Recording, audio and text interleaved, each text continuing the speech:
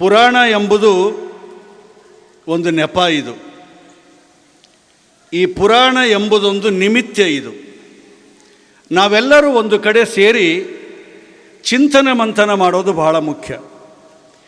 ಸೇರಿಸುವ ಕೆಲಸ ಮಾಡಿದ, ಕೂಡಿಸುವ ಕೆಲಸ ಮಾಡಿದ, ಸುಮಾರು 5 ದಶಕಗಳಿಂದ ಭಾವೈಕ್ಯತೆಯ ಬದುಕಿನ ಪಾಠ ಕಲಿಸುತ್ತಿರುವ ಶ್ರೀ ಕಲ್ಮಠಕ್ಕೆ ಮೊದಲು ಜೋರಾದ ಚಪ್ಪಾಳೆಯೊಂದಿಗೆ ಅಭಿನಂದಿಸಬೇಕು.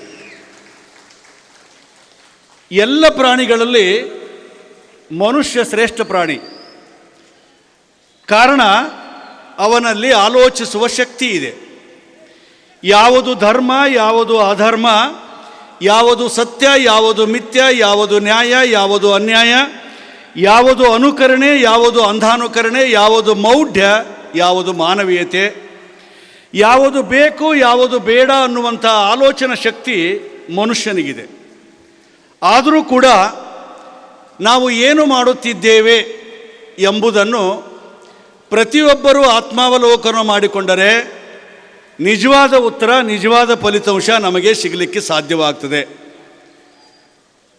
ಪಟವು ಹಾಡುತ್ತೈತಿ, ಗಾಳಿಯ ಪಟವು ಹಾಡುತ್ತೈತಿ, ಕುಟಿಲತನದ ಈ ದೇಹವೆನಿಸುವ ಪಟವ ಹಾಡುತ್ತೈತೆ, ಪಟವ ಹಾಡುತ್ತೈತೆ, ಗಾಳಿಯ ಪಟವ ಹಾಡುತ್ತೈತೆ. ವಾಯು ಸೂತ್ರದಿಂದ ಇದು ಕೂಡೈತೆ, ಮಾಯಾ ಮುಸುಕಿನೊಳಗ ಮರೆಯಾಗೈತೆ. ಹೇಯವಾದ ಪಿಂಡ ಇದ್ರಾಗೇನೈತೆ, ಹೇಯವಾದ ಪಿಂಡ ಇದ್ರಾಗೇನೈತೆ, ಸಾಯ ತನಕ ಇದು ಸುಮ್ಮನೆ ಆಡೈತೆ, ಸಾಯ ತನಕ ಸುಮ್ಮನೆ ಆಡೈತೆ, ಸಾಯ ತನಕ ಇದು ಸುಮ್ಮನೆ ಆಡೈತೆ. ಅಸ್ಥಿ ನಾಡಿ ಮಾಂಸ ಚರ್ಮ ರೋಮ ರಕ್ತ ವೀರ್ಯ ಸಪ್ತಧಾತುಗಳಿಂದ ಇದು ಕೂಡೈತೆ. ಸುಪ್ತಾವಸ್ಥೆಯಲ್ಲಿ ಸುಮ್ಮನೆ ಬಿದ್ದೈತೆ, ಮುಪ್ಪು ಮರಣದಿಂದ ಬಳಲೈತೆ. ತತ್ವ ತಿಳಿಯದೆ ಹಿಂಗೆ ಸತ್ತೋಗೈತೆ, ಹಿಂಗೆ ಸತ್ತೋಗೈತೆ. ತತ್ವ ತಿಳಿಯದೆ ಹಿಂಗೆ ಸತ್ತೋಗೈತೆ. ಏನಾದರೂ ಮಾಡುತ್ತಿರು ತಮ್ಮ, ಏನಾದರೂ ಮಾಡುತ್ತಿರು, ಈ ಮಣ್ಣಿನ ಋಣವನ್ನು ಕಳೆಯಲು ಏನಾದರೂ ಮಾಡುತ್ತಿರು, ಸುಮ್ಮನೆ ಮಣ್ಣಿಗೆ ಭಾರವಾಗಿ ಯಾಕೆ ಸಾಯ್ತೀಯ ಅಂತಾನೆ ಗೋಪಾಲಕೃಷ್ಣ ಅಡಿಗ ಅವರು. ಹ್ಯಾಂಗ ಮಾಂತನಾಗುತ್ತಿ, ಹ್ಯಾಂಗ ಭ್ರಾಂತಿ ನೀಗುತ್ತಿ, ಹಾಂಗ ಹಿಂಗ ಒತ್ತುಗಳೆದು ಹಿಂಗೆ ನೀ ಸತ್ತೋಗುತ್ತಿ ಅಂತಾರೆ. ಈ ಜಗತ್ತಿನಲ್ಲಿ ಎಲ್ಲವೂ ಸುಧಾರಿಸಿದೆ, ಈ ಜಗತ್ತಿನಲ್ಲಿ ಎಲ್ಲ ಸುಧಾರಿಸಿದೆ, ಮನುಷ್ಯನನ್ನು ಹೊರತುಪಡಿಸಿ. ಮನಸ್ಸು ಮಾಡಿದರೆ ಮನುಷ್ಯ ದೇವರೇ ಆಗಬಲ್ಲ. ಆದರೆ ಒಳ್ಳೆ ಮನುಷ್ಯನಾಗೋದಿದೆಯಲ್ಲ, ಅದು ದೇವರಾಗೋದಕ್ಕಿಂತ ತುಂಬ ಕಷ್ಟ. ನಾ ಎಲ್ಲ ಕಡೆಗೆ ಹೇಳುವಾಗ ಇಲ್ಲಿ ಕೂಡ ಹೇಳ್ತೀನಿ. ಒಬ್ಬ ಹುಡುಗ ಭಾರತ ನಕಾಶೆ 15 ತುಂಡು ಮಾಡಿತ್ತಂತೆ, ಭಾರತ ನಕಾಶೆ 15 ಪೀಸ್ ಮಾಡಿತ್ತಂತೆ. ತಂದೆ ಬಂದು ಕೇಳಿದ್ನಂತೆ, ಮಗನೇ ಭಾರತ ನಕಾಶೆ 15 ತುಂಡು ಮಾಡಿದಿ, ನೀನೇ ಅರ್ದಿದ್ದಿ, ನೀನೇ ಸರಿ ಮಾಡು ಅಂದಂತೆ. ಆ ಮಗ ಅಂತಂತ, ಎದಕ್ಕೆ ಕಬಕಬ ಮಾಡ್ತೀವಿ, ಅಳಿಗೆ ಸರ್ ಕಬಕಬ ಮಾಡಿದಂಗೆ ಸ್ವಲ್ಪ ಮೆಲ್ಲಕ್ಕೆ ಮಾತಾಡ ಅನ್ನೋದು. 5 ನಿಮಿಷ ಟೈಮ್ ಕೊಡು, ಸರಿ ಮಾಡ್ತೀನಿ ಅಂತಂತ ಮಗ. 15 ತುಂಡಾದಂಥ ಭಾರತ ನಕಾಶೆ ಮಗ ಸರಿ ಮಾಡಿದ್ನಂತ. ಅದು ಹೆಂಗೆ ಸರಿ ಮಾಡಿದಿ ಮಗ ಅಂತ ಕೇಳಿದ್ನಂತ ತಂದೆ. ಅದ್ರಾಗ ಏನಿಲ್ಲಪ್ಪ, ಇದು ಭಾರತ ನಕಾಶೆ ಇದೆಯಲ್ಲ, ಭಾರತ ನಕಾಶೆ ಹಿಂದ್ಗಡೆ ಮನುಷ್ಯನ ಚಿತ್ರ ಇತ್ತು, ಮನುಷ್ಯನ ಸರಿ ಮಾಡಿಕೆಂತ ಬಂದೆ, ದೇಶ ಸರಿ ಆಯ್ತು ಅಂದಂತ. ಈ ಜಗತ್ತಿನಲ್ಲಿ ಮನುಷ್ಯನನ್ನು ಸರಿ ಮಾಡುವ ಕೆಲಸ, ವರ್ತನೆಯನ್ನು ಪರಿವರ್ತಿಸುವ ಕೆಲಸ ಈ ನಾಡಿನಲ್ಲಿ ಮಠಗಳು ಮಾಡುತ್ತಿವೆ. ಅಂಥ ಪಂಕ್ತಿಯಲ್ಲಿ ಕಲ್ಮಠವು ಒಂದಾಗಿದೆ ಎಂದು ತುಂಬ ಅಭಿಮಾನದಿಂದ ಹೇಳಕ್ಕೆ ಇಷ್ಟಪಡ್ತೇನೆ. ಆದ್ದರಿಂದಲೇ ಮನುಷ್ಯನನ್ನು ಸರಿದಾರಿಗೆ ತರಬೇಕು ಅನ್ನೋ ಕಾರಣಕ್ಕೆ ಜನಪದ ಸಾಹಿತ್ಯದಲ್ಲಿ ಒಂದು ಜ್ಞಾನದ ರಾಶಿಯೇ ಇದೆ. ಅಂಥ ಜನಪದದ ತ್ರಿಪದಿಗಳಲ್ಲಿ ಅಡಗಿರುವಂಥ ಜೀವನ ಮೌಲ್ಯಗಳ ಕುರಿತು ನಾನು ನೇರವಾಗಿ ಈಗ ವಿಷಯಕ್ಕೆ ಬರ್ತೇನೆ. ಬೆಳಗಾಗಿ ನಾನೆದ್ದು ಯಾರ್ಯಾರ ನೆನೆಯಲಿ, ಬೆಳಗಾಗಿ ನಾನೆದ್ದು ಯಾರ್ಯಾರ ನೆನೆಯಲಿ, ಎಳ್ಳು ಜೀರಿಗೆ ಬೆಳೆಯೋಳ, ಬೆಳಗಾಗಿ ನಾನೆದ್ದು ಯಾರ್ಯಾರ ನೆನೆಯಲಿ, ಎಳ್ಳು ಜೀರಿಗೆ ಬೆಳೆಯೋಳ, ಎಳ್ಳು ಜೀರಿಗೆ ಬೆಳೆಯೋಳ ಭೂಮಿ ತಾಯಿ ಎದ್ದೊಂದು ಗಳಿಗೆ ನೆನೆದೇನಾ, ಎದ್ದೊಂದು ಗಳಿಗೆ ನೆನೆದೇನಾ. ನಮ್ಮ ಬದುಕಿಗೆ ಆಧಾರವಾಗಿರುವ ಆಹಾರವನ್ನೇ ಬೆಳೆದು ಕೊಡುವ ಭೂಮಿ ಎಂದರೆ ನಮ್ಮ ಜನಪದ ಗರತಿಗೆ ಪಂಚಪ್ರಾಣ ಸರ್ವಸ್ವ. ಆದರೆ ಈ ತ್ರಿಪದಿ ಓದುವಾಗ, ಈ ತ್ರಿಪದಿ ಆಡುವಾಗ ನನಗೆ ಕಾಡುವ ಪ್ರಶ್ನೆ ಏನೆಂದರೆ, ಎಳ್ಳು ಜೀರಿಗೆ ಬೆಳೆಯೋಳೆ ಭೂಮಿ ತಾಯಿ ಅಂತ ಯಾಕಂದ್ಲು? ಯಾಕೆ ನಮ್ಮ ಗರತಿ, ಯಾಕೆ ನಮ್ಮ ಜನಪದರು ಭತ್ತ ಬೆಳೆಯೋಳೆ ಅಂತ ಅನ್ನಲಿಲ್ಲ, ಜೋಳ ಬೆಳೆಯೋಳೆ ಅಂತ ಅನ್ನಲಿಲ್ಲ, ಗೋಧಿ ಬೆಳೆಯೋಳೆ ಅನ್ನಲಿಲ್ಲ, ಹತ್ತಿ ಬೆಳೆಯೋಳೆ ಅನ್ನಲಿಲ್ಲ, ಸಜ್ಜಿ ಬೆಳೆಯೋಳೆ ಅನ್ನಲಿಲ್ಲ, ಎಳ್ಳು ಜೀರಿಗೆ ಬೆಳೆಯೋಳೆ ಅಂತ ಯಾಕಂದಿರಬೇಕು? ನನಗೆ ಅರ್ಥ ಆಗಿರಲಿಲ್ಲ. ಈಗ ಒಂದಿಷ್ಟು ಅರ್ಥ ಆಗಿತ್ತಿದೆ. ಯಾರಾದರೂ ಸತ್ತರೆ ಎಳ್ಳಾಗ್ತಾರೆ. ಎಳ್ಳು ಸಾವಿನ ಸಂಕೇತ. ಆಗಿನ ಕಾಲದಲ್ಲಿ 9 ತಿಂಗಳ ಗರ್ಭ ಧರಿಸಿ ಹೆರಿಗೆಯ ಸಂದರ್ಭದಲ್ಲಿ ಹೆರಿಗೆ ಸಲೀಸಾಗಬೇಕು ಅನ್ನೋ ಕಾರಣಕ್ಕೆ ಜೀರಿಗೆ ಪುಡಿ ಕುಟ್ಟಿ ಕುಡಿಸ್ತಿದ್ರಂತೆ, ಹೆರಿಗೆ ಆಗ್ತಿತ್ತಂತೆ. ಜೀರಿಗೆ ಹುಟ್ಟಿನ ಸಂಕೇತ, ಎಳ್ಳು ಸಾವಿನ ಸಂಕೇತ. ಹುಟ್ಟು ಸಾವು ಬೆಳೆಯುವ ಭೂಮಿಯೇ. ನಾವು ಹುಟ್ಟಿದ್ದು ಭೂಮಿ ಮೇಲೆ, ಸಾಯೋದು ಭೂಮಿ ಮೇಲೆ, ಬದುಕು ಮಾಡೋದು ಕೂಡ ಭೂಮಿ ಮೇಲೇನೆ. ಆ ಕಾರಣಕ್ಕಾಗಿಯೇ ಭೂಮಿ ತಾಯಿ, ನಾನೊಂದಿಷ್ಟು ನಿನ್ನನ್ನು ನೆನೆತೀನಿ. ನಾವು ಕೂಡ ಈ ಭೂಮಿಯ ಋಣವನ್ನು, ಈ ಮಣ್ಣಿನ ಋಣವನ್ನು ತೀರಿಸಬೇಕು. ಈಗಾಗಲೇ ಮಳೆ ಬರ್ತಾ ಇದೆ, ಚಂದ ಕಂಡದೆ. ಒಮ್ಮೊಮ್ಮೆ ಮಳೆ ಇಲ್ಲಾರ್ದಾಗೆ ಮರವಿದ್ದರೆ ಮಳೆ, ಮಳೆ ಇದ್ದರೆ ಬೆಳೆ, ಬೆಳೆ ಇದ್ದರೆ ಬದುಕು. ಇವತ್ತು ಬರೀ ಭೂಮಿಯನ್ನು ಅಷ್ಟೇ ಅಲ್ಲ, ನಮಗೆ ಅನ್ನ ಕೊಡುವಂಥ ಅನ್ನದಾತನನ್ನು ಕುರಿತು ನಾವು ಸ್ಮರಿಸಬೇಕಾಗಿದೆ. ಇನ್ನು ಇದನ್ನು ಬರೆದವರು ಯಾರು? ಈಗ ಹೇಳಿದ್ನಲ್ಲ, ಬೆಳಗಾಗಿ ನಾನೆದ್ದು ಯಾರ್ಯಾರ ನೆನೆಯಾಲಿ ಎಳ್ಳು ಜೀರಿಗೆ ಬೆಳೆಯೋಳೆ ಭೂಮಿ ತಾಯಿ ಅಂತ.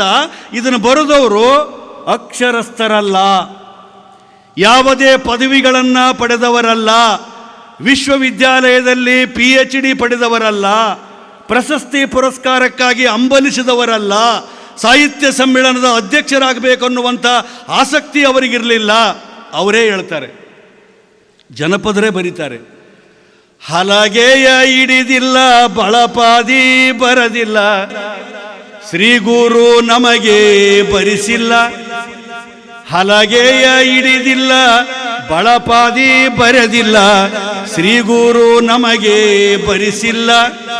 ಶ್ರೀ ಗುರು ನಮಗೆ ಬರಿಸಿಲ್ಲ ತಾಯಮ್ಮ, ಲೆಕ್ಕಣಿಕೆ ನಾವು ಇಡದಿಲ್ಲ, ಲೆಕ್ಕಣಿಕೆ ನಾವು ಇಡದಿಲ್ಲ. ಆದರೂ ನಮ್ಮ ಜನಪದರ ನಾಲಿಗೆ ಮೇಲೆ ಸರಸ್ವತಿ ನಲಿದಾಡಿದ್ದಾಳೆ.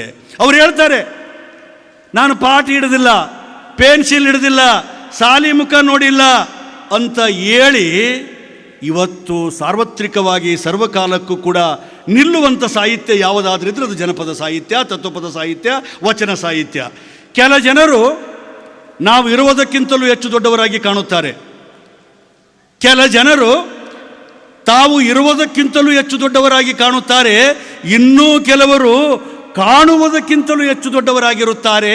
ದ್ವಿತೀಯ ಸಾಲಿಗೆ ಸೇರಿದ ಅದ್ವಿತೀಯ ವ್ಯಕ್ತಿಗಳು, ಮಹಾನ್ ಶಕ್ತಿಗಳು ಯಾರಾದರೂ ಇದ್ದರೆ ನಮ್ಮ ಜನಪದ ಸಾಹಿತಿಗಳು, ಜನಪದ ಗರತಿ ಅಂತ ಹೇಳಲಿಕ್ಕೆ ಭಾಳ ಖುಷಿ ಆಗ್ತದೆ.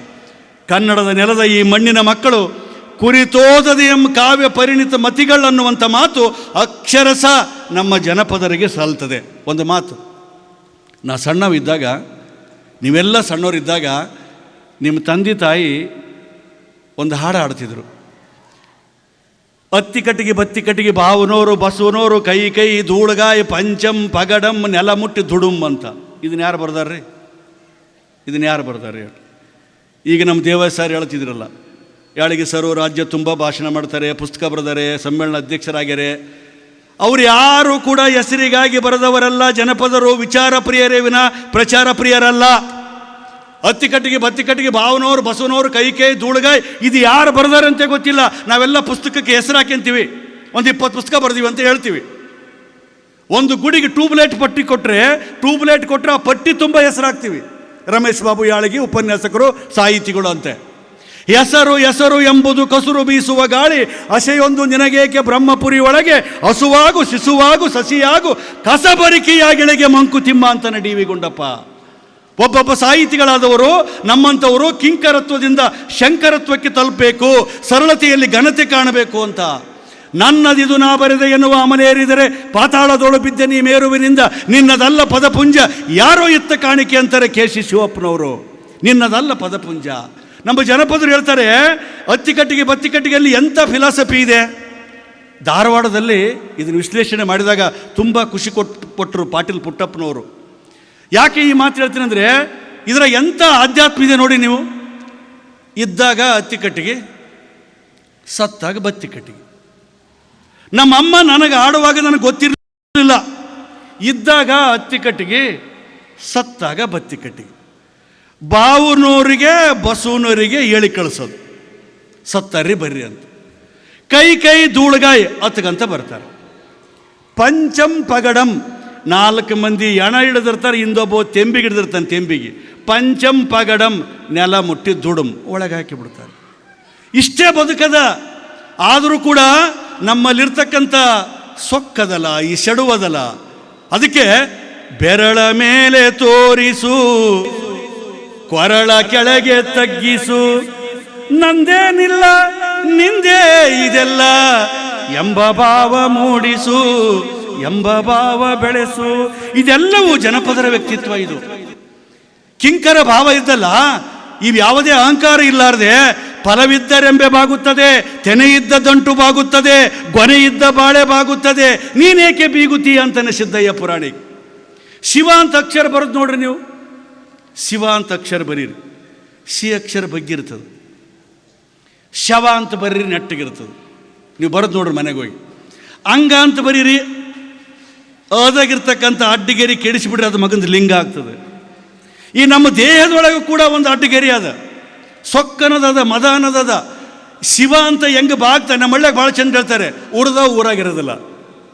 ಉರ್ದ ಊರಾಗಿರಲ್ಲ ಅಂತ ಎಲ್ಲಿಗೆ ಹೋಗ್ತಾರೆ, ನಿಮ್ಗೆ ಗೊತ್ತಿದ್ದ ವಿಷಯ ಅದ. ಆ ಕಾರಣಕ್ಕಾಗಿಯೇ ನಾವೆಲ್ಲರೂ ಕೂಡ ಸದುವಿನಯವನ್ನುವಂಥ ಮೌಲ್ಯವನ್ನು ಜೀವನದಲ್ಲಿ ಅಳವಡಿಸಿಕೊಂಡ್ರೆ, ಕಿಂಕರ ಭಾವವನ್ನು ನಾವು ಅಳವಡಿಸಿಕೊಂಡ್ರೆ, ನಂದೇನಿಲ್ಲ ನಿಂದೇ ತಾಯಿ ಅಂತ, ನಿಂದೇ ಅಪ್ಪ ಅಂತ ಅಂದುಬಿಟ್ರೆ ಮನುಷ್ಯ ಹಗುರ ಆಗ್ತಾನೆ, ನಿರಮ್ಮಳವಾಗ್ತಾನೆ. ಆ ಕೆಲಸ ನಾವು ಮಾಡಬೇಕಾಗಿದೆ.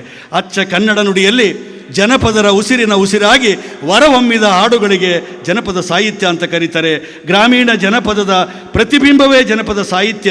ಈ ಸಾಹಿತ್ಯವನ್ನು ನಮ್ಮ ಬದುಕಿಗೆ ಗೌರವವನ್ನು ತಂದುಕೊಡುವ ಸಾಹಿತ್ಯ, ಜೀವನವನ್ನು ಸಾರ್ಥಕಗೊಳಿಸುವಂಥ ಸಾಹಿತ್ಯ. ಇದರೊಳಗೆ ಜೀವನ ಮೌಲ್ಯಗಳಿವೆ. ಮಾನವನನ್ನು ಅರಿತು ಆಚರಿಸುವಂಥ ವಿಚಾರಗಳು ಜೀವನ ಮೌಲ್ಯಗಳ ಅಡಗಿವೆ.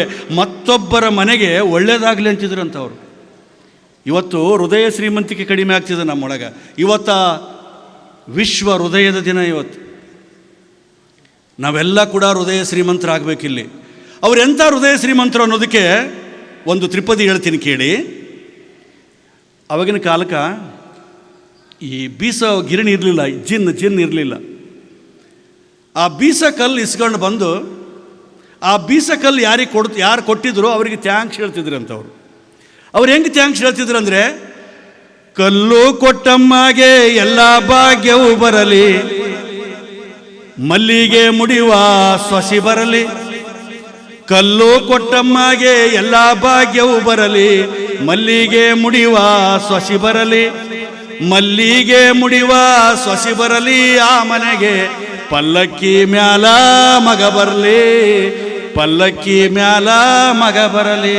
ಕಲ್ಲು ಕೊಟ್ಟವ್ರಿಗೆ ಒಂದು ಒಳ್ಳೆ ಸೊಸಿ ಬರಲಿ ಅವ್ರ ಮನೆಗೆ, ಅವ್ರ ಮನೆಯಾಗ ಮಗ ಪಲ್ಲಕ್ಕಿಯಾಗ ಮೆರಿಲಿ ಅಂತ ಒಂದು ಕಲ್ಲು ಬೀಸ ಕೊಟ್ಟ ಸಲುವಾಗಿ ಅವರು ಥ್ಯಾಂಕ್ಸ್ ಹೇಳ್ತಿದ್ರಂತೆ. ಅನಕ್ಷರಸ್ಥ ಜನಪದರ ನಾಲಿಗೆ ಮೇಲೆ ಜೀವಂತವಾಗಿರುವ ಕಂಠಸ್ಥ ಸಾಹಿತ್ಯವಿದು. ಗ್ರಂಥಸ್ಥ ಸಾಹಿತ್ಯವಲ್ಲ, ಇದು ಕಂಠಸ್ಥ ಸಾಹಿತ್ಯವಿದು. ಪರಸ್ಪರರಲ್ಲಿ ಪ್ರೀತಿ, ಇನ್ನೊಂದು ಮನೆಗೆ ಒಳ್ಳೆಯದಾಗಲಿ ಅನ್ನುವಂಥ ಧನಾತ್ಮಕ ಗುಣವನ್ನು ನಾವು ಬೆಳೆಸ್ಕೊಳ್ಬೇಕಾಗಿದೆ. ಇದು ದೊಡ್ಡ ಮೌಲ್ಯ ಅಂತ ತಾವು ಭಾವಿಸಬೇಕು. ಉದಾರೀಕರಣ, ಜಾಗತೀಕರಣ, ಖಾಸಗೀಕರಣದಿಂದ ಜಗತ್ತು ಸಣ್ಣದಾಗಿದೆ, ಜನರ ಮನಸ್ಸು ಕೂಡ ಸಣ್ಣದಾಗಿದೆ.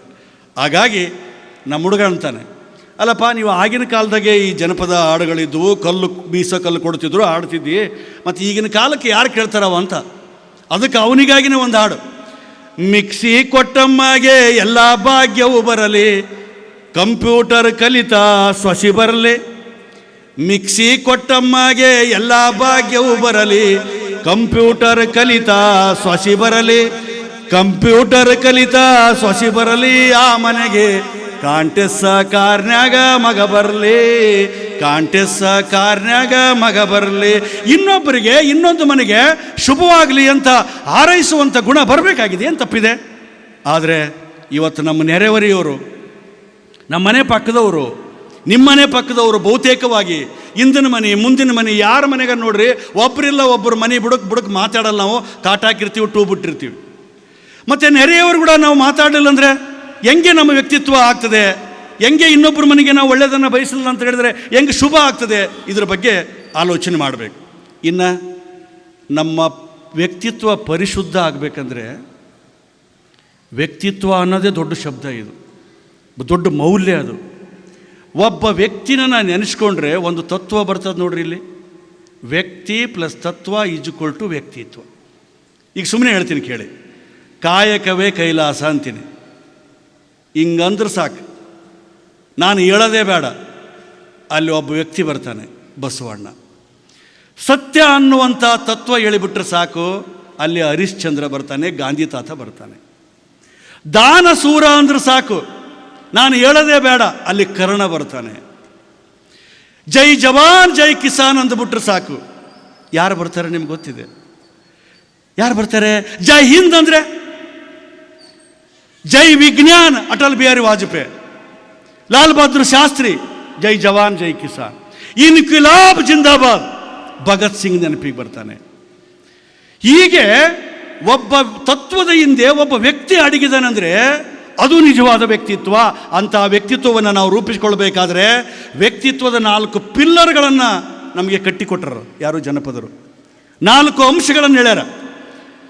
ಸುಳ್ಳು ಹೇಳಲಿ ಬೇಡ, ಕಳವು ಮಾಡಲಿ ಬೇಡ, ಒಳ್ಳೆಯವರ ಹಾದಿ ಬಿಡಬೇಡ.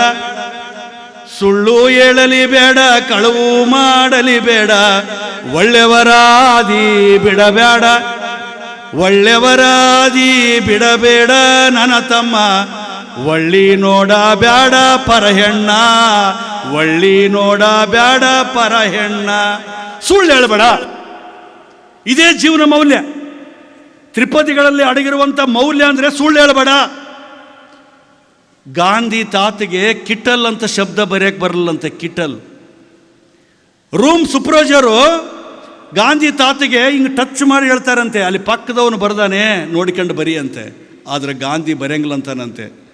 ಇವತ್ತು ಗಾಂಧಿ ನಮ್ಮ ಮುಂದೆ ಜೀವಂತವಾಗಿ ಯಾಕಿದ್ದಾರೆ ಅಂತ ಕೇಳಿದರೆ, ಅವ್ರಿಗೆ ಸಾವೇ ಇಲ್ಲ ಯಾಕಂತ ಕೇಳಿದರೆ, ತಮ್ಮ ತತ್ವವನ್ನು ಎಂದೂ ಬಲಿಗೊಟ್ಟಿಲ್ಲ. ಸತ್ಯವನ್ನು ಬಲಿಕೊಟ್ಟು ಸ್ವಾತಂತ್ರ್ಯ ಪಡೆಯುವುದಕ್ಕಿಂತ ಸಾಯುವುದೇ 1000 ಪಾಲು ಮೇಲು ಅಂದ. ನಾವು ಹೊತ್ತೊಂಟ್ರೆ ಸುಳ್ಳು ಹೇಳ್ತೀವಿ. ಸುಳ್ಳು ಹೇಳಬಾರ್ದಂತಾರೆ, ಕಳುವು ಮಾಡಬೇಡ ಅಂತಾರೆ. ಬಸವಣ್ಣ ಹೇಳಿದ್ದದೆ, ಕಳಬೇಡ ಕೊಲಬೇಡ ಉಸಿಯ ನುಡಿಯಲು ಬೇಡ. ಒಂದು ಸಾಕ್ರಿ ನಮಗೆ, ಕಳುವು ಮಾಡಬಾರ್ದು.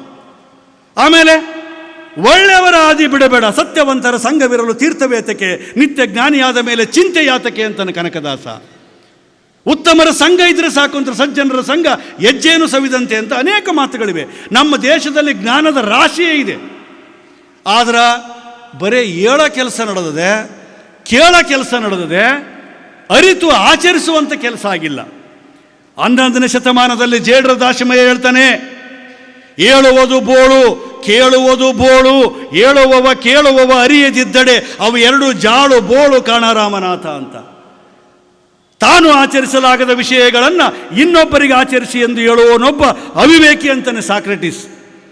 ನಡೆ ನುಡಿ ಸಿದ್ಧಾಂತವಾಗಬೇಕು ಅಂತಾನೆ ಮಾದಾರ ಚೆನ್ನಯ್ಯ. ಬದುಕು ಚೆನ್ನಾಗಿದ್ರೆ ಸಾಲದು, ನಮ್ಮ ಜೀವನ ಬರೇ ಬೋಧನೆ ಚೆನ್ನಾಗಿದ್ರೂ ಸಾಲದು, ಬದುಕು ಚೆನ್ನಾಗಿರಬೇಕು. ಈ ಹಿನ್ನೆಲೆಯಲ್ಲಿ ಸುಳ್ಳು ಹೇಳಬೇಡ, ಕಳುವು ಮಾಡಬೇಡ, ಒಳ್ಳೆಯವರ ಹಾದಿ ಬಿಡಬೇಡ, ಮತ್ತೊಬ್ಬರು ಹೆಣ್ಮಕ್ಕಳಿಗೆ ಕೆಟ್ಟ ದೃಷ್ಟಿಯಿಂದ ನೋಡಬೇಡ ಅಂತ ನಮ್ಮ ತಾಯಿ ನನಗೆ ಹೇಳ್ತಿದ್ಲು. ಈಗ ಮಳೆ ಬರಕತ್ತಿತ್ತು, ನಿಂತದ ಹೆಂಗನೆ ಟ್ಯಾಕ್ಟ್ರ್ ಹೊಂಟಿತ್ತು. ಆ ಟ್ಯಾಕ್ಟ್ರ್ನಾಗ ಒಂದು ಹಾಡು ಹಚ್ಚಿದ್ರು. ಅದು ಹಾಡು ಏನಿತ್ತಂದರೆ, ಶಿವ ಅಂತ ಹೋಗುತ್ತಿದ್ದೆ ರೋಡಿನಲ್ಲಿ, ಅರ್ಧ ಟ್ಯಾಂಕು ಪೆಟ್ರೋಲ್ ಇತ್ತು ಬೈಕಿನಲ್ಲಿ, ಸಿಕ್ಕಾಪಟ್ಟೆ ಸಾಲ ಇತ್ತು ಲೈಫಿನಲ್ಲಿ, ನೀ ಕಂಡೆ ಸೈಡಿನಲ್ಲಿ. ಮುಗಿತಲ್ಲ ಕೆಲಸ. ನಮ್ಮಮ್ಮ ನನಗೆ ಕಲಿಸಿದ್ದು ಸುಳ್ಳು ಹೇಳಬೇಡ, ಕಳುವು ಮಾಡಬೇಡ, ಒಳ್ಳೆಯವರಾದಿ ಬಿಡಬೇಡ, ಮತ್ತೊಬ್ಬರು ಹೆಣ್ಮಕ್ಳಿಗೆ ಕೆಟ್ಟ ದೃಷ್ಟಿಯಿಂದ ನೋಡಬೇಡ ಅಂತ ನಮ್ಮ ತಾಯಿ ನನಗೆ ವ್ಯಕ್ತಿತ್ವದ ಇವು ಆಧಾರ ಸ್ತಂಭಗಳಂತ ಕಲಿಸಿದ್ದು. ನೀ ಕಂಡೆ ಸೈಡಿನಲ್ಲಿ ಅಂತ ನಮ್ಮ ಹುಡುಗರು ಆಡ್ತವೆ. ಇದ್ರ ಜೊತೆಗೆ ಇನ್ನೂ ಒಂದು, ಸಂಡೇ ಆದಮೇಲೆ ಮಂಡೇ ಬರ್ತದೆ ಅಂತೆ, 10th ಆದಮೇಲೆ PUC ಬರ್ತದೆ ಅಂತೆ, ಕಾಲೇಜಿನ ಕಾರಿಡರ್ನ ಕಾಲು ಜಾರ್ತದಂತ. ಬಿಗಿ ಇಟ್ಕೋಬೇಕು, ಹೆಂಗೆ ಜಾರ್ತದೆ? ಹ್ಞೂ ಅಂದ್ಲು ಆ ದಿನ, ಹ್ಞೂ ಅಂದ್ಲು ಈ ದಿನ, ತಬ್ಬಿಕೊಂಡ್ಲು ಆ ದಿನ, ತಳ್ಳಿಬಿಟ್ಲು ಈ ದಿನ. ನಾನು ಮನೋರಂಜನೆ ಬೇಡ ಅಂತ ಹೇಳ್ತಾ ಇಲ್ಲ. ಮನೋರಂಜನೆ ಅನ್ನೋದು ನಮ್ಮ ಮಕ್ಕಳಿಗೆ ಊಟದಲ್ಲಿ ಉಪ್ಪಿನಕಾಯಿ ಆಗಬೇಕಾಗಿತ್ತೆ ವಿನಃ ಉಪ್ಪಿನಕಾಯಿ ಊಟ ಆಗ್ತಿದೆ. ಸಾಹಿತ್ಯ ರುಚಿ ಇದ್ದರೆ ಸಾಲದು, ಶುಚಿಯಾಗಿರಬೇಕು. ನಮ್ಮ ವ್ಯಕ್ತಿತ್ವವನ್ನು ರೂಪಣೆ ಮಾಡಬೇಕಾದ್ರೆ ಸಾಹಿತ್ಯ ರುಚಿಯಾಗಿ ಇದ್ದರೆ ಸಾಲದು, ಶುಚಿಯಾಗಿರಬೇಕು. ಅಂಥ ರುಚಿಯಾದ, ಅಂಥ ಶುಚಿಯಾದ ಸಾಹಿತ್ಯ ಹೇಳಿದ್ದಲಗಳೇ, ಜನಪದ ಸಾಹಿತ್ಯವನ್ನು, ತತ್ವಪದ ಸಾಹಿತ್ಯವನ್ನು, ವಚನ ಸಾಹಿತ್ಯವನ್ನು ನಿಮ್ಮ ಮಕ್ಕಳಿಗೆ ಕಲಿಸ್ಬೇಕು. ಕೇವಲ ಶಿಕ್ಷಣದಿಂದ ಮಾತ್ರ ನಿಮ್ಮ ಮಕ್ಕಳ ವ್ಯಕ್ತಿತ್ವ ಉದ್ಧಾರ ಆಗೋದಿಲ್ಲ. ಸಂಸ್ಕಾರ ರಹಿತ ವಿದ್ಯಾವಂತರಿಂದ ಭಯಾನಕ ಸಮಾಜ ಸೃಷ್ಟಿಯಾಗ್ತದೆ. ಸಂಸ್ಕಾರ ಬೇಕೇ ಬೇಕು. ಈಗ ಒಳ್ಳೆ ಜನಪದ ಸಾಹಿತ್ಯ, ಇತ್ತೀಚಿನ ಜನಪದ ಕವಿಗಳು ಯಾವ ರೀತಿ ಅಡ್ಡಿಡಿಸ್ಯಾರಂದರೆ, ಬೇಡುವೆನು ವರವನ್ನು ಕೊಡು ಮಾವ ಮಗಳನ್ನು, ಕಡೆತನಕ ಇರ್ತೀವಿ ಕೂಡಿ, ಕೊಡದಿದ್ರೆ ಹೋಗ್ತೀವಿ ಓಡಿ. ಇದು ಜನಪದ ತ್ರಿಪದಿ ಅಲ್ಲ ರೀ. ಮೂಲ ಜನಪದರಿಗೆ ನಾವು ಮಾಡುವಂಥ ದೊಡ್ಡ ಅಪಚಾರ ಅದು. ಇಂಥ ಸಾಹಿತ್ಯವನ್ನು ನಮ್ಮ ಮಕ್ಕಳು ಓದಿದರೆ ಹೆಂಗೆ ವ್ಯಕ್ತಿತ್ವ ಅವರು ನಿರೂಪಣೆ ಆಗಕ್ಕೆ ಸಾಧ್ಯ? ಈ ಆದಿ ತಪ್ಪಿದ ಸಮಾಜವನ್ನು, ಯುವಕರ ಭಾವನೆಗಳನ್ನು, ಎಳೆಯರ ಭಾವನೆಗಳನ್ನು ತಿದ್ದಿ ಸಂಸ್ಕರಿಸದೆ ಹೋದರೆ ಮುಂದಿನ ದಿನಗಳಲ್ಲಿ ಭಯಾನಕ ಸಮಾಜ ಸೃಷ್ಟಿಯಾಗ್ತದೆ. ನಮ್ಮ ಜನಪದ ಗರತಿ ಹೇಳ್ತಾಳೆ, ಎಂಥದನ್ನು ಮಕ್ಕಳಿಗೆ ಕಲಿಸ್ಬೇಕಂದ್ರೆ, ಆಚಾರ ಕರಸಾಗು ನೀತಿಗೆ ಪ್ರಭುವಾಗು, ಮಾತಿನಲ್ಲಿ ಚೂಡ ಮಣಿಯಾಗು, ಮಾತಿನಲ್ಲಿ ಚೂಡ ಮಣಿಯಾಗು ನನ್ನ ಕಂದ, ಜ್ಯೋತಿಯೇ ಆಗು ಜಗಕ್ಕೆಲ್ಲ, ಜ್ಯೋತಿಯೇ ಆಗು ಜಗಕ್ಕೆಲ್ಲ. ನಮ್ಮ ನಾಲಿಗೆ ಚೆನ್ನಾಗಿ ಬಳಸಬೇಕು. ಜ್ಯೋತಿ ಆಗು ಮಗ ಅಂತಾನೆ ಅಲ್ಲಮ ಪ್ರಭು ಹೇಳ್ತಾರೆ, ಮಾತೆಂಬುದು ಜ್ಯೋತಿರ್ಲಿಂಗ ಅಂತಾರೆ. ಬಸವಣ್ಣ ಹೇಳ್ತಾರೆ, ನುಡಿದರೆ ಲಿಂಗ ಮೆಚ್ಚಿ ಹೌದೌದು ಅನ್ಬೇಕಂತಾರೆ. ಆದರೆ ಈ ಜಗತ್ತಿನಲ್ಲಿ ಮಾತನಾಡಲು ಬರುವ ಏಕೈಕ ಪ್ರಾಣಿ ಮನುಷ್ಯನಾಗಿದ್ದರೂ ಕೂಡ ಮಾತಿಗೆ ಜಗಳ. ಒಬ್ಬರು ಮನೆಗೆ ಹೋಗಿದ್ದೆ ನಾನು. ಅಲ್ಲೇ ಡಿಗ್ರಿ ಪಾಸಾದ ಹುಡುಗ ಕುಂತಿದ್ದ ಕಟ್ಟಿ ಮೇಲೆ. ನಿಮ್ಮ ಅಪ್ಪ ಅನ್ನೋಣ ಅಂತ ಕೇಳಿದೆ. ಇಲ್ಲ. ಯಾವಾಗ ಬರ್ತಾನಂತ ಕೇಳಿದೆ. ಗೊತ್ತಿಲ್ಲ. ಇವು ಮಾತನ್ರಿ, ಇವು ಮಾತಾ? ಡಿಗ್ರಿ ಪಾಸಾಗಿ ಮತ್ತೆ ನಿಗಿರಿ ನಡೀತಾನೆ ಅವನು. ನಗಬೇಕು. ಇತ್ತೀಚೆಗೆ ನಗಸ ಮಂದಿ ಕಡಿಮೆ ಆಗ್ಯಾರ, ಬರೀ ಅಳಸ ಮಂದಿನೇ ತುಂಬ್ಯಾರ. ನಗುವುದು ಭೋಗ, ನಗಿಸುವುದು ಯೋಗ, ನಗದಿರುವುದು ರೋಗ. ಕೆಲವೊಂದು ನಗದಿಲ್ಲ, ಏನು ಕಟ್ಕೊಂಡು ಸಾಯ್ತೇವ ನಾವು. ಈ ನಗಲಿಕ್ಕೆ, ಅಳಲಿಕ್ಕೆ, ಮಾತನಾಡಲಿಕ್ಕೆ ಬರುವಂಥ ಏಕೈಕ ಪ್ರಾಣಿ ಮನುಷ್ಯ ಆಗಿರೋದರಿಂದಾಗಿ ಎಲ್ಲ ಪ್ರಾಣಿಗಳಿಗಿಂತ ನಾವು ಶ್ರೇಷ್ಠ ಪ್ರಾಣಿ ಆಗಲಿಕ್ಕೆ ಕಾರಣ ಆಗಿದೆ. ಅವ್ರ ಮನೆಗೆ ಆ ಮಗ ಹಂಗಂತ ತಕ್ಷಣ ನಿಮ್ಮ ಅಪ್ಪ ಅನ್ನೋಂತ ನಾ ಕೇಳಿದೆ. ಗೊತ್ತಿಲ್ಲ ಅಂತ ಹೇಳಿಲ್ಲ ಆಗಲೇ. ಮನೆಗೆ ಹೋದೆ. ಅವ್ರ ಮನೆಯಾಗ ಸೋಫಾ ಸೆಟ್ ಇತ್ತು. ನನಗೆ ಕೂಡ ಅನ್ನಲಿಲ್ಲ ಅವರು. ನಾನೇ ನಾಚಿಗೆ ಬಟ್ಟು ಕುಂತೆ. ಅವ್ರ ತಾಯಿ ಇದ್ಲು ಮನೆಗೆ. ಯವ್ವ ನಿನ್ನ ಗಂಡ ಯಾವಾಗ ಬರ್ತಾನಂತ ಕೇಳಿದೆ. ಅದ್ರ ಬಕ್ಕ ಬಾರ್ಲಿ ಬಡ್ಲಿ ಅಂದಾಕಿ. ಹೇಳ್ತೀರಿ? ನಾನು ಅನ್ಕಂಡೆ ಇದು ಪೂರ ಫ್ಯಾಮಿಲಿ ಹಿಂಗಿದ್ದಂಗೆ ಅದು ಅನ್ಕಂಡೆ. ಆಮೇಲೆ ಚಾ ಕುಡಿತೀರನಂತ ಕೇಳಿದ್ಲು. ಮತ್ತು ನೀವು ಮಾಡಿದ್ರೆ ಕುಡಿತೀನಿ ರೀ ಅಂದೆ ನಾನು. ಅಂದರೆ ಬಸವಣ್ಣ ಏನು ಬಂದಿರಿ ಅದೊಳವಿದ್ದರೆ ಎಂದರೆ ನಿಮ್ಮ ಮೈ ಸಿರಿ ಅರಿಯುವುದೇ, ಕುಳ್ಳಿರಿ ಎಂದರೆ ನೆಲ ಕುಳ್ಳಿ ಹೋಗುವುದೇ ಅಂತ ಬಸವಣ್ಣ ಕೇಳ್ತಾನೆ. ಇವ್ರ ಮನೆಗೆ ಬಂದರೆ ಚಾ ಕುಡಿತೀರೇನೋ, ಕೂಡನ್ನೋರು ದಿಕ್ಕಿಲ್ಲಲ್ಲಿ. ಈ ಸಂಸ್ಕಾರ ಕಲಿಸ್ಬೇಕಾಗಿದೆ. ಇತ್ತೀಚೆಗೆ ನೋಡ್ರಿ, ಈಗ ನಿಮ್ಮ ಮನೆಗೆ ನಂಗೆ ಆಗಿರ್ಬೋದು, ನಮ್ಮ ಮನೆಯಲ್ಲಿ ಕೂಡ ಆಗಿರ್ತದೆ. ಯಾರನ್ನ ಗೆಸ್ಟ್ ಬಂದರೆ ಯಾವಾಗ ಹೋಗ್ತಾರಂತ ಕೇಳ್ತಾರೆ. ಇನ್ನೂ ಬಂದಿರ್ತಾರೆ, 5 ನಿಮಿಷ ಆಗಿರೋದಿಲ್ಲ. ನೀರು ಕೊಟ್ಟು ಚಹಾ ಕೊಟ್ಟು ಸೋಪ್ ಕೊಟ್ಟು ಅಂದರೆ ಬಟ್ಟೆಗಚ್ಚ ಸೋಪಲ್ಲ, ಸೋಪ್ ಕೊಟ್ಟರೆ ಮುಗಿತಾಯ್ತು, ಎದ್ದೋಗ್ರಿ ಅಂತ ಅರ್ಥ. ಅದು ಟಿ ವಿ ಹಚ್ಚಿಬಿಡ್ತೀವಿ. ಆಗಿನ ಕಾಲದಲ್ಲಿ ನಿಮ್ಮ ಮಳೆ ಹೆಂಗದ, ಬೆಳೆ ಹೆಂಗದ, ಎಷ್ಟು ಚಂದ ಕೇಳ್ತಿದ್ರು. ರಜೆ ಇದ್ದೊತ್ತಿಗೆ ಅಜ್ಜಿ ಮನೆಗೆ, ತಾತನ ಮನೆಗೆ, ಎಲ್ಲ ಅಜ್ಜಿ ಮನೆಗೆ ಹೋಗಿ ನಾವೆಲ್ಲ ತಿಂಗಳಾನುಗಟ್ಟಲೆ ಕಾಲ ಕಳೆದು ಬಂದೀವಿ. ಇವತ್ತು ಮನೆಯವರೇ ಬೇಸರ ಆಗ್ಯಾರ, ಮನೆಯಾಗ ಇದ್ದವರೇ ನಮಗೆ ಬೇಸರ ಆಗ್ಯಾರ. ಅದಕ್ಕೆ ನಾನು ಹೇಳೋದು ಇಷ್ಟೇ, ಮೌಲ್ಯ ಅಂದ್ರೆ ಏನು ಗೊತ್ತಾ? ನೀವು ಏನು ಮಾಡಬೇಡ್ರಿ, ನಿಮ್ಮ ಮಕ್ಕಳಿಗೆ ಚೆನ್ನಾಗಿ ಮಾತಾಡೋದು ಕಲಿಸ್ರಿ. ಊಟ ಆಯ್ತೇನ್ರಿ ಅಂತ ಯಾರಿಗೇನ ಕೇಳ್ರಿ, ಆಯ್ತು ರೀ ಅಂತಾರೆ. ಊಟ ಆಯ್ತಾನಪ್ಪ ಅಂತ ಕೇಳ್ರಿ, ಆಯ್ತಪ್ಪ ಅಂತಾನೆ. ಊಟ ಆಯ್ತಾನಲೇ ಅಂತ ಕೇಳಿ, ಆಯ್ತಲೇ ಅಂತಾನೆ. ಬಡ್ಡಿಲ್ಲರ ಸಾಲ ಇದು. ಕ್ಯಾ ಜಿ ಕಾನ ಹುआ ಕ್ಯಾ, ಕ್ಯಾ ಬಾ ಕಾನ ಹುआ ಕ್ಯಾ, ಕ್ಯಾ ಬೇ ಕಾನ ಹುआ ಕ್ಯಾ. 3 ಇಂಚಿನ ನಾಲಿಗೆ 6 ಅಡಿ ಮನುಷ್ಯನಲ್ಲಿ ಎಡಿಸ್ಬಿಡ್ತದೆ ನೋಡ್ರಿ. ಇದು ಇರೋದೇ 3 ಇಂಚು. ನೋಡಿ ಹೆಂಗಂತ ನಮ್ಮಳ್ಳಿಗೆ ಭಾಳ ಚೆನ್ನಾಗಿ ಮಾತಾಡ್ತಿರ್ತಾರೆ ನೋಡಿ. ಇಲ್ಲ ನಮ್ಮ ಊರಿಗೆ ಹೋದಾಗ ನಾನು ಅದನ್ನು ಅಬ್ಸರ್ವ್ ಮಾಡಿರ್ತೀನಿ ರೀ. ಅವ್ರ ಮನೆಗೆ ಹೋಗಿದ್ದೆ, ಬಾ ಅಂತ ಕರೀಲಿಲ್ಲ. ನಾನಲ್ಲ, ಮುಂದಿನ ಸಲ ನಾನು ಚಪ್ಪಲಿ ಬದಲು ಮಾಡಿ ಹೋಗಲ್ಲ ಅಂತಾರೆ. ಸಂಸ್ಕಾರ ರೀ ಇದು. ಬರ್ರಿ ಅನ್ನೋದು, ಸ್ವಾಗತಿಸೋದು, ವಿದಾಯ ಹೇಳೋದು ಭಾರತೀಯ ಪರಂಪರೆಯಲ್ಲಿ ಬಹುದೊಡ್ಡ ಕೆಲಸ ಇದೆ. ನಾಲಿಗೆ ಮೇಲೆ ಹಿಡಿತವಿದ್ದರೆ ರೋಗವೂ ಬರುವುದಿಲ್ಲ, ಜಗಳವೂ ಆಗುವುದಿಲ್ಲ. ನಾಲಿಗೆ ಮೇಲೆ ಹಿಡಿತಾ ಇರಬೇಕು.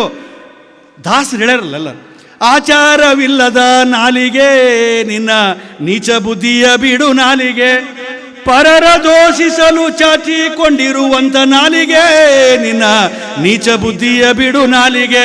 ಮಾತೆ ಮುತ್ತು, ಮಾತೆ ಮೃತ್ಯು. ಮಾತಾಡಿದರೆ ಮುತ್ತು ಕೊಟ್ಟಂಗೆ ಆಗ್ತದೆ, ಇನ್ನೊಬ್ಬರು ಮಾತಾಡಿದರೆ ಸತ್ತಂಗೆ ಆಗ್ತದೆ. ನೋಡಿ, ಯಾರಿಗಾದರೂ ಸಹಾಯ ಮಾಡಿದರೆ ಯಪ್ಪ ನನ್ನ ಪಾಲಿಗೆ ನೀನು ದೇವ್ರು ಬಂದಂಗೆ ಬಂದಿ ಅಂತಾರೆ. ಒಂದಿಷ್ಟು ಸಾಂತ್ವನದ ಮಾತು ಹೇಳಿದರೆ ಯಪ್ಪ ನೀನು ನನಗೆ ಸಾಂತ್ವನ ಹೇಳಿದಿ, ನೀ ನನಗೆ ಭಗವಂತನ ಸಮಾನ ಅಂತ ಹೇಳ್ತಾರೆ. ನಾವು ಅರ್ಥ ಮಾಡಿಕೊಳ್ಬೇಕಾಗಿದೆ, ಈ ನಾಲಿಗೆಯನ್ನು ಪರನಿಂದೆ ಮಾಡಲಿಕ್ಕೆ ಬಳಸಬಾರ್ದು. ನಿಮ್ಮ ಮಕ್ಕಳಿಗೆ ಹೇಳ್ರಿ, ನೀವು ಕಲ್ಕೊಳ್ರಿ, ಪರನಿಂದೆ ಮಾಡಲಿಕ್ಕೆ ಬಳಸಬಾರ್ದು. ಸ್ವಪ್ರಶಂಸೆ ಮಾಡಬಾರ್ದು, ಹುಸಿ ಆಡಬಾರ್ದು. ಈ 3 ಗುಣಗಳನ್ನು ಕಲಿಸ್ರಿ. ಒಂದು, ಪರನಿಂದೆ ಮಾಡಬಾರದು, ಇನ್ನೊಬ್ಬರ ಬಗ್ಗೆ ಅವಮಾನದ ಮಾತಾಡಬಾರದು, ಮತ್ತು ತನ್ನನ್ನು ತಾನೇ ಹೊಗಳಿಕೊಡಬಾರದು, ಸುಳ್ಳು ಹೇಳಬಾರದು. ಇಲ್ಲಿ ರಾಯಚೂರು ಜಿಲ್ಲೆಯ ಮೊಟ್ಟ ಮೊದಲ ಮುಸ್ಲಿಂ ತತ್ವಪದಕಾರ ಬಿಜ್ಲಿ ವಸ್ತಾದಿ ಅಂತ ಬರ್ತಾನೆ. ಅರೋಲಿ ಊರು ಕೇಳಿರಲ್ಲ, ಅರೋಲಿಯಲ್ಲಿ ಬಿಜ್ಲಿ ವಸ್ತಾದಿಯವರು ಬರೀ ಅವ್ರದ್ದೊಂದು ಸಾಲು ಹೇಳ್ತೀನಿ ಸಾಕು ನನಗೆ. ಹಸಿದು ಬಂದವರಿಗೆ ಅನ್ನವ ನೀಡು, ಸಿಟ್ಟು ಬಂದರೆ ನಿಧಾನ ಮಾಡು. ಹಸಿದು ಬಂದವರಿಗೆ ಅನ್ನವ ನೀಡು, ಸಿಟ್ಟು ಬಂದರೆ ನಿಧಾನ ಮಾಡು. ಪರನಿಂದೆ ಬಿಟ್ಟು ಪ್ರೀತಿಯ ಮಾಡು, ಹರಿಯರ ಒಂದೇ ಲೆಕ್ಕವ ಮಾಡಣ್ಣ. ಒಂದೇ ಜ್ಞಾನದಿಂದ ಧ್ಯಾನವ ಮಾಡಣ್ಣ, ಶಿವ ಧ್ಯಾನವ ಮಾಡಣ್ಣ. ಒಂದೇ ಧ್ಯಾನದಿಂದ ಧ್ಯಾನ ಮಾಡಣ್ಣ. ಪರನಿಂದೆ ಮಾಡಬಾರ್ದಂತ ನೋಡಿರ್ಬೇಕು ನೀವೆಲ್ಲ. ಏನೂ ಮಾಡಲಾಗದವನ ಕೆಲಸವೇನೆಂದರೆ, ನಾನಿಲ್ಲಿ ಮಾತಾಡೋಗೂ ಕೂಡ ಕೆಲವರು ಅವನೇನು ಮಾತಾಡ್ತಾನೆ ಬಿಡೋ ಅಂತ ಅಂದದ್ದು ನಮ್ಮ ಕಿವಿಗೆ ಬಿದ್ದಿರ್ತದೆ. ನಾನು ಯಾಕೆ ಈ ಮಾತು ಹೇಳ್ತಂದರೆ, ಯಾವಾಗಲೂ ನಮ್ಮನ್ನು ನಿಂದೆ ಮಾಡೋರು ನಮ್ಮ ಹಿಂದಿರ್ತಾರೆ, ನಾವು ಮುಂದಿರ್ತೀವಿ. ಭಾಳ ಆಲೋಚನೆ ಮಾಡಬೇಕಾಗಿದೆ. ಇಲ್ಲಿ ಏನು ಮಾಡಲಾಗದವನ ಕೆಲಸವೆಂದರೆ ಏನಾದರೂ ಮಾಡಿದವನ ಬಗ್ಗೆ ಮಾತಾಡೋದಂತೆ. ಇನ್ನೊಬ್ಬರ ಬಗ್ಗೆ ತಪಾಸು ಮಾಡುವ ವ್ಯಕ್ತಿ ಜೀವನದಲ್ಲಿ ನಪಾಸಾಗ್ತಾನಂತೆ. ಇದೇ ಬಸವಣ್ಣ ಹೇಳಿದ್ದು. ಲೋಕದ ಡೊಂಕು ನೀವೇಕೆ ತಿದ್ದುವಿರಯ್ಯ, ನಿಮ್ಮ ತನುವ ಸಂತೈಸಿಕೊಳ್ಳಿ, ನಿಮ್ಮ ಮನವ ಸಂತೈಸಿಕೊಳ್ಳಿ, ನೆರಮನೆಯ ದುಃಖಕ್ಕೆ ಅಳುವವರ ಮೆಚ್ಚ ಕೂಡಲ ಸಂಗಮ ದೇವ ಅಂತ. ಮಂದಿ ಬಗ್ಗೆನೇ ಅವಂದೇನು ನೋಡಿಲ್ಲನಂತ ಹಿಂಗೇನನ್ನು ಮಾಡಿದರೆ ಈ 3 ಬೆರಳು ಕೇಳ್ತಾವ, ನಿಂದೇನು ಸುದ್ದಿ ಅಂತೆ. ನನಗಂಗಳದಾಗ ಏನು ಬಿದ್ದದು ನೋಡೋದು, ನಾವು ಮಂದಿ ಬಗ್ಗೆನೇ ಕಟ್ಟಿ ಕುಂತೀವನ, ಉದ್ರಿ ಮಾತಾಡಿದೀವನ. ಈ ರೀತಿ ಆದರೆ ಸಮಯ ಹಾಳಾಗ್ತದ್ರಿ.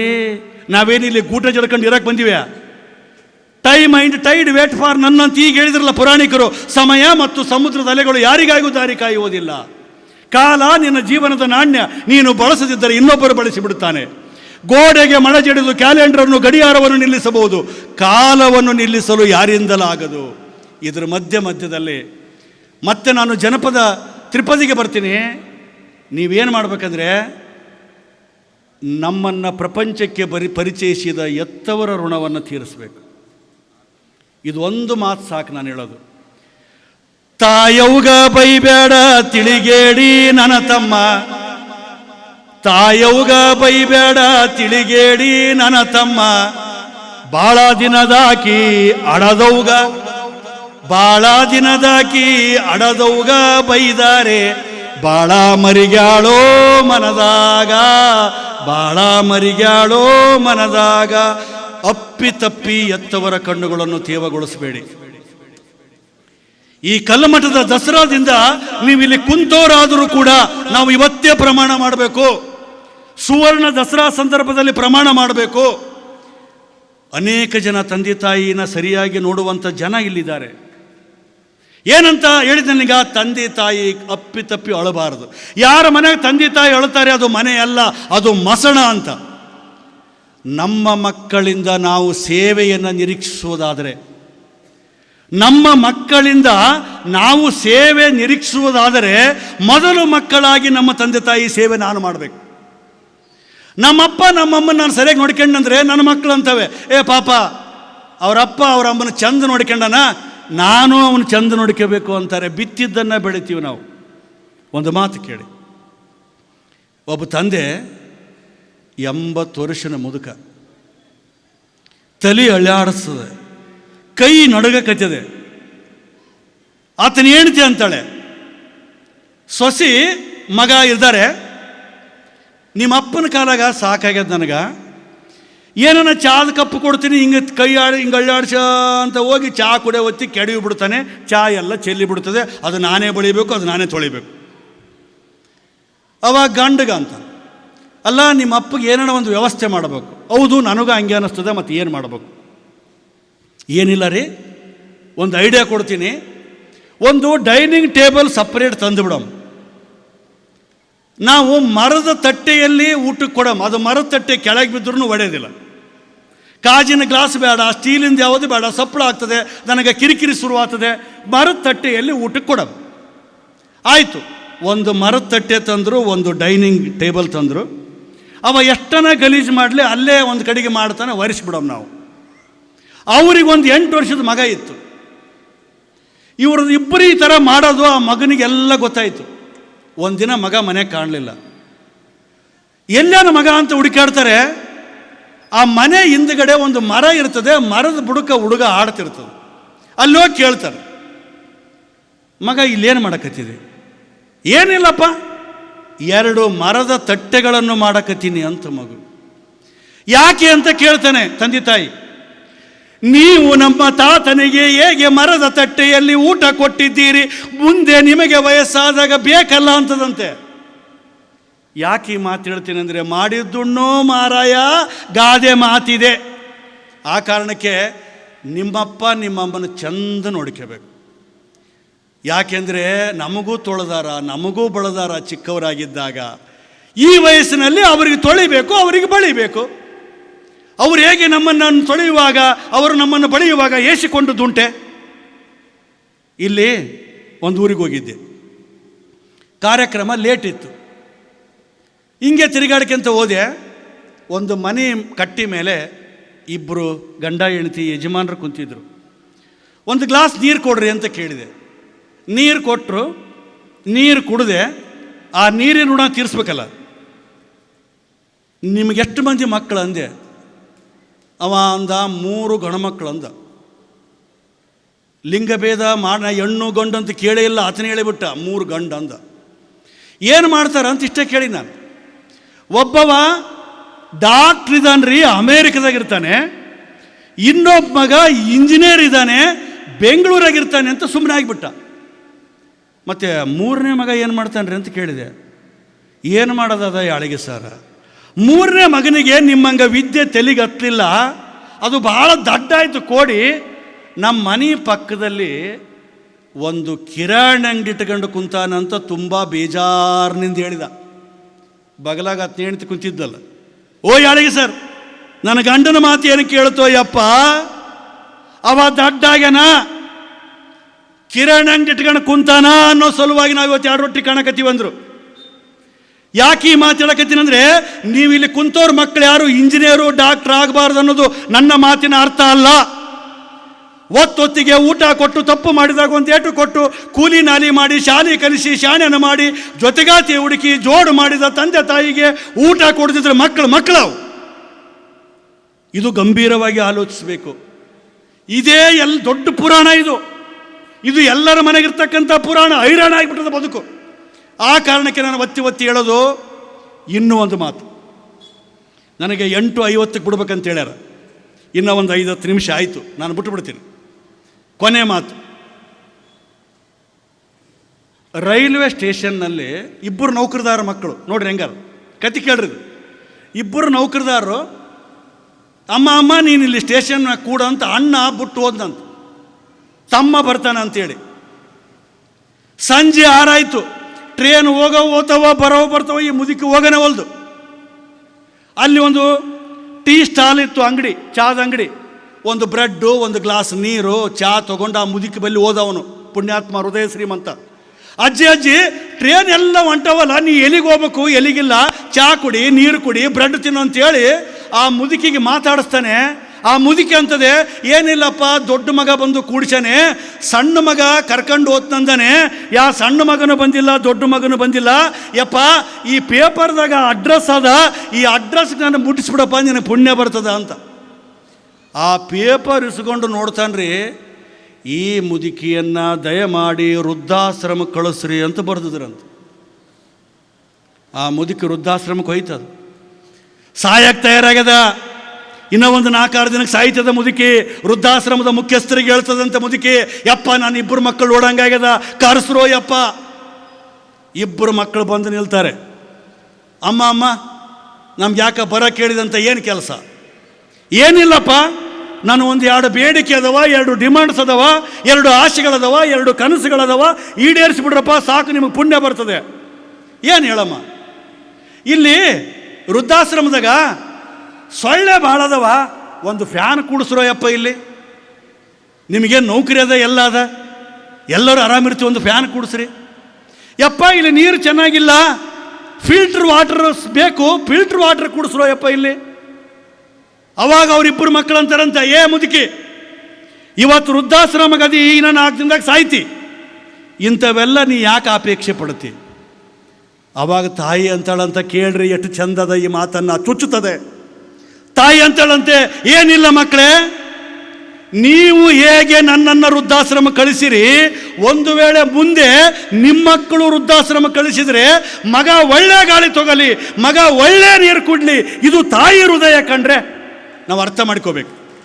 ನಮಗೆ ಸಾಕಿದ್ದು, ನಮಗೆ ಆಡಿಸಿದ್ದು, ನಮಗೆ ಗದುರಿಸಿದ್ದು, ನಮಗೆ ಪ್ರೀತಿಸಿದ್ದು, ನಮಗೆ ಕತೆ ಹೇಳಿದ್ದು, ನಮಗೆ ಉಯ್ಯಾಲೆಯಲ್ಲಿ ಜೀಕಿದ್ದು, ನಮಗೆ ತುತ್ತು ಕೊಟ್ಟದ್ದು, ನಮಗೆ ಮುತ್ತು ಕೊಟ್ಟದ್ದು, ಚಂದ ಮುತ್ತನ್ನು ತೋರಿಸಿ ಎತ್ತವರು ನಮಗೆ ಉಣಿಸ್ಯಾರ್ರಿ.